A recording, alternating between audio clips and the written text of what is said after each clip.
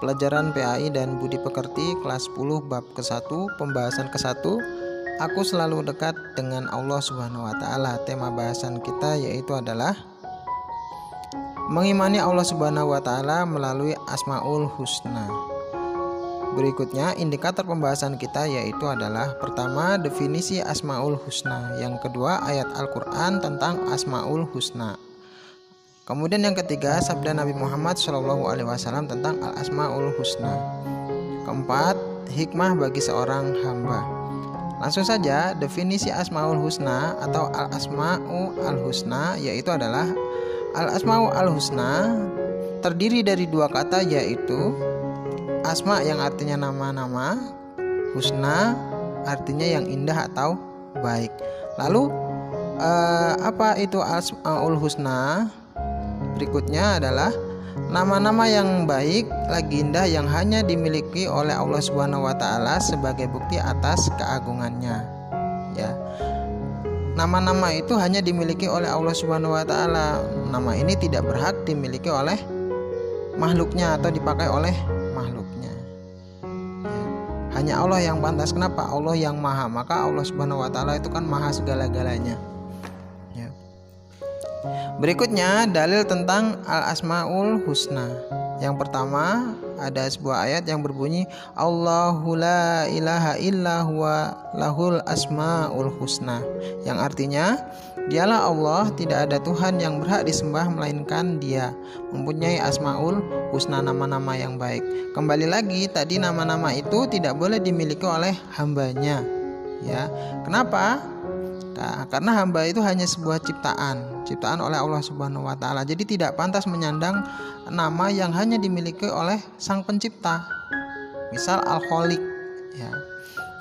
Al-Khaliq itu Maha menciptakan.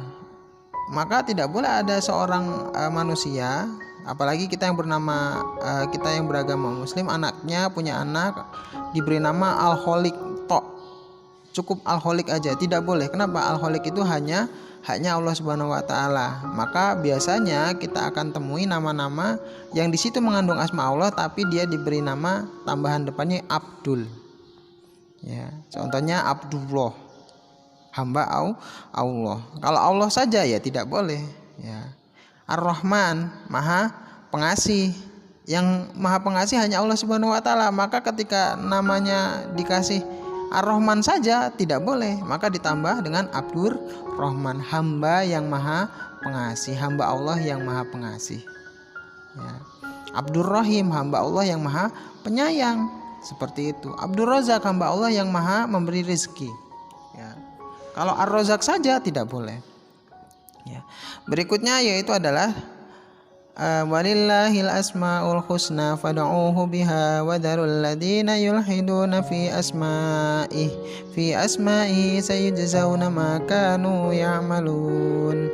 Hanya milik Allah asmaul husna, maka bermohonlah kepadanya dengan menyebut asmaul husna itu dan tinggalkanlah orang-orang yang menyimpang dari kebenaran dalam menyebut nama-namanya. Nanti mereka akan mendapat balasan terhadap apa yang telah mereka kerjakan. Jadi Asmaul Husna itu salah satunya digunakan untuk berdoa, ya, memohon kepada Allah Subhanahu wa taala. Maka gunakan Asmaul Husna itu yang tepat. Nanti akan dijelaskan di bagian yang terakhir, di bagian hikmah. Ya. Kemudian ya ini tadi Quran surat Al-A'raf ayat 180. Berikutnya adalah sabda Nabi Muhammad SAW dari Abu Hurairah radhiyallahu an, sesungguhnya Rasulullah SAW bersabda, sesungguhnya Allah Subhanahu wa taala mempunyai 99 nama, 100 kurang 1. Ya. Barang siapa yang menghafalkannya maka ia akan masuk surga. Jadi nama Allah Subhanahu wa taala yang baik tadi yang kemudian kita kenal dengan Asmaul Husna, jumlahnya ada 99 dalam hadis ini. Ya. Dan kalau misal kita ingin tahu di mana posisinya, biasanya ada di dalam sampul Al-Qur'an. Biasanya ada bulatan-bulatan, di situ isinya nama-nama Allah Subhanahu wa taala. Ya, barang siapa yang menghafalkannya maka ia akan masuk surga dengan catatan menghayati setiap Asmaul Husna pada setiap amal perbuatannya. Jadi nggak cukup cuman hafal. Allah Maha Pengasih tapi dia orangnya suka marah-marah. Allah Maha Pemaaf tapi dia orangnya suka dendam dan lain sebagainya. Maka ketika dia hafal, dia juga harus menghayati setiap Asmaul Husna atau nama Allah yang baik tadi pada setiap perbuatannya. Ini hadis riwayat Bukhari. Berikutnya yaitu adalah terakhir hikmah mengetahui al-asma al-husna. Hikmah kita tahu apa itu Asmaul Husna. Yang pertama adalah mengetahui bahwa selain Allah Subhanahu wa taala semuanya adalah makhluk ciptaannya. Ya, jadi selain Allah semuanya adalah makhluk ciptaannya, alam semesta, langit, bumi, malaikat, iblis, jin, setan, hewan, makhluk hidup. Bahkan yang di dalam sains, dalam ilmu pengetahuan alam, kalau dalam ilmu pengetahuan alam itu disebut makhluk hidup itu kalau bergerak, berkembang biak dan bertambah ya ukurannya. Maka kalau dalam ilmu pengetahuan alam itu batu itu nggak termasuk makhluk hidup. Kenapa? Karena nggak bergerak, karena nggak hidup, nggak berkembang biak. Tapi dalam ilmu agama Islam, batu itu adalah makhluk ciptaan Allah Subhanahu wa taala. Maka di dalam kisahnya Nabi Musa alaihissalam bahkan batu itu bisa berlari ya, karena Allah perintah untuk berlari. Api itu adalah makhluk Allah Subhanahu wa taala. Maka Allah Subhanahu wa taala sangat mudah ketika memerintahkan api yang dalam ilmu pengetahuan alam, dalam sains, api itu sifatnya panas. Tapi ketika dalam kisahnya Nabi Ibrahim alaihissalam dalam sebuah ayat Al-Quran itu jelaskan bahwa wahai api, dinginlah kamu dan janganlah kamu membakar tubuh Ibrahim. Maka api yang tadinya sifatnya panas berubah, dia tidak membakar Nabi Ibrahim alaihissalam. Kemudian yang kedua yaitu adalah menekan kesombongan dalam diri, bahwa yang maha segala-galanya hanyalah Allah Subhanahu wa ta'ala. Apa yang kita kerjakan ini hakikatnya adalah karena Allah Subhanahu wa ta'ala mengizinkan, memberikan kesempatan ya, apa yang kita miliki hari ini hanyalah titipan oleh Allah Subhanahu wa ta'ala, bukan semata-mata karena pekerjaan kita. Kalau Allah tidak mengizinkan kita memiliki sesuatu, maka kita tidak akan pernah memilikinya.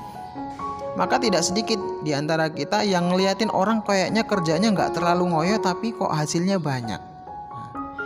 Ya, itu karena Allah Subhanahu wa taala memberikan kesempatan, memberikan karunia-Nya.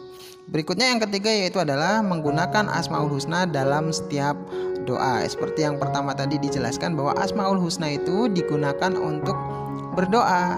Maka gunakanlah dengan yang baik, dengan sesuai dengan apa yang kita inginkan. Jangan ya boleh saja kita gunakan Asmaul Husna semuanya dalam doa. Ya Rahman, ya Rahim, ya Malik, ya Kudus, ya Salam dalam berdoa semuanya nggak masalah. Tapi hendaknya gunakanlah sesuai dengan apa yang kita inginkan. Contohnya misal ya Al-Qawiyun ya, itu artinya adalah Asmaul Husna Allah yang artinya maha kuat ya. Terus kemudian kita berdoa ya Qawiyun, ya Qawiyun, ya wahai yang maha kuat, berikanlah kekuatan saya dalam menghadapi kehidupan ini ya. Minta diberi kekuatan dalam menghadapi hidup, padahal dia tidak sedang dalam kondisi diberikan ujian, tapi dia minta diberikan kekuatan. Nah, orang bisa kuat biasanya karena diuji. Maka kalau dia belum sedang dalam keadaan diuji, dapat musibah, dia minta dikuatkan, nah bisa jadi Allah kemudian kasih ujian, nah dikasih musibah dulu supaya dia bisa jadi kuat. Maka gunakanlah Asmaul Husna itu tadi sesuai dengan kebutuhan kita. Minta dikuatkan ketika mendapat ujian, maka gunakanlah Asmaul Husna ya. Kalau misalkan setiap hari ya Rozak, wahai yang maha memberikan rezeki, kita setiap hari butuh rezeki ya, dan lain sebagainya. Kemudian yang berikutnya yaitu adalah mendapatkan pahala yang besar bila menghafal dan menghayati dalam beramal. Maka kalau misalnya kita tahu bahwa Allah itu maha melihat, kita hayati dalam perbuatan kita. Jangan suka melakukan perbuatan-perbuatan buruk walaupun dalam keadaan sendiri. Kita berusaha minimalisir, jangan sampai saya berbuat buruk. Kenapa? Karena Allah maha melihat. Jangan sampai kita sering menggunjing orang lain. Kenapa? Karena Allah maha mendengar ya. Mentang-mentang Allah maha pengampun kemudian akhirnya sering berbuat dosa, bukan seperti itu juga ya. Maka hayati setiap Asmaul Husna yang Allah Subhanahu wa taala miliki dalam setiap amal perbuatan yang kita lakukan. Pada dasarnya apa yang kita lakukan hari ini di dunia itu hanya sementara. Jika ada sebuah kata-kata itu adalah kita hidup di dunia itu hanya sekedar numpang minum. Setelah numpang minum, kita lanjutkan perjalanan ke akhirat. Apa yang kita lakukan hari ini itu akan dimintai pertanggungjawabannya oleh Allah Subhanahu wa taala. Karena Allah Subhanahu wa taala itu Maha Adil, Maha Bijaksana. Ya. Ini saja pada kesempatan kali ini. Terakhir, sekian dan terima kasih. Mohon maaf atas segala kekurangan. Saya akhiri. Wassalamualaikum warahmatullahi wabarakatuh.